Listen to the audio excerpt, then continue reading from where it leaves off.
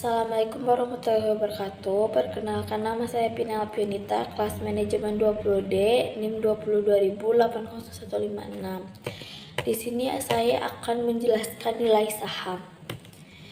Penilaian saham dilakukan untuk menentukan apakah saham yang dibeli atau dijual akan memberikan tingkat return yang sesuai dengan return yang diharapkan.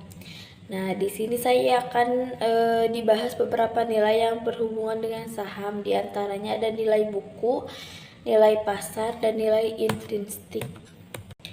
Nilai yang dibentuk oleh permintaan dan penawaran saham di pasar modal. Harga saham di bursa saham pada saat itu tertentu. Nilai pasar tidak lagi dipengaruhi oleh emiten atau pihak pinjaman emisi, sehingga boleh jadi harga inilah yang sebenarnya mewakili nilai suatu perusahaan.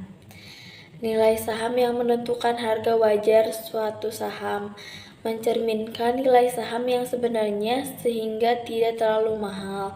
Perhitungan nilai intrinsik ini adalah mencari nilai sekarang dari semua aliran kas di mana mendatang. Analisis perusahaan atau company analysis menggunakan data yang berasal dari keuangan perusahaan seperti laba, dividen yang dibayar, penjualan, dan lain sebagainya. Analisis teknis yaitu technical analysis, menggunakan data pasar dari saham seperti harga dan volume transaksi saham.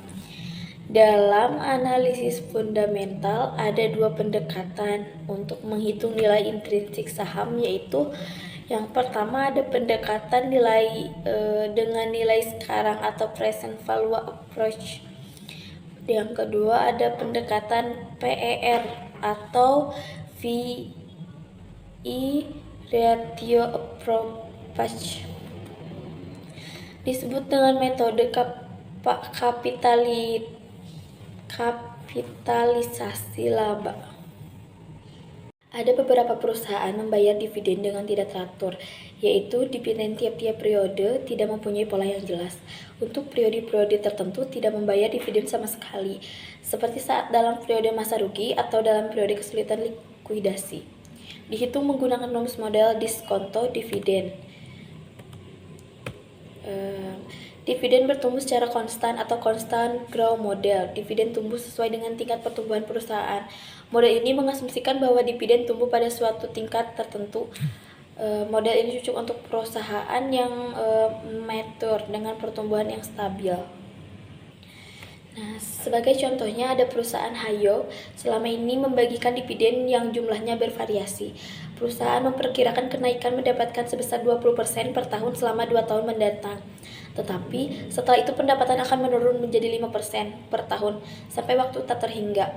Pemilik perusahaan menginginkan return sebesar 18% dividen. Terakhir yang dibagikan adalah 200 per lembar.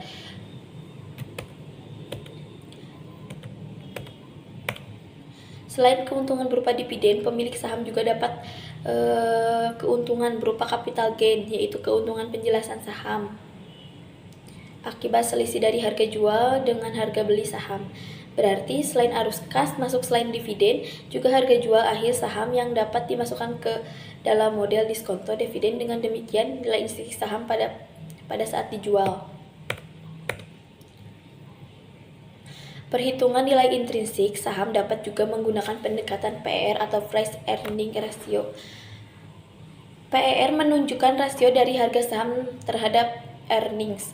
Rasio ini menunjukkan beberapa besar investor menilai harga dari saham terdapat kelipatan dari earnings. Misalnya PER sama dengan 5, berarti bahwa harga saham merupakan kelipatan dari 5 kali earnings perusahaan.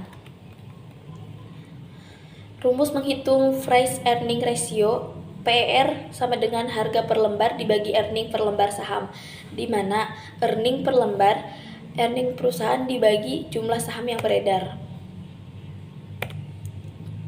Mungkin sekian penjelasan dari saya.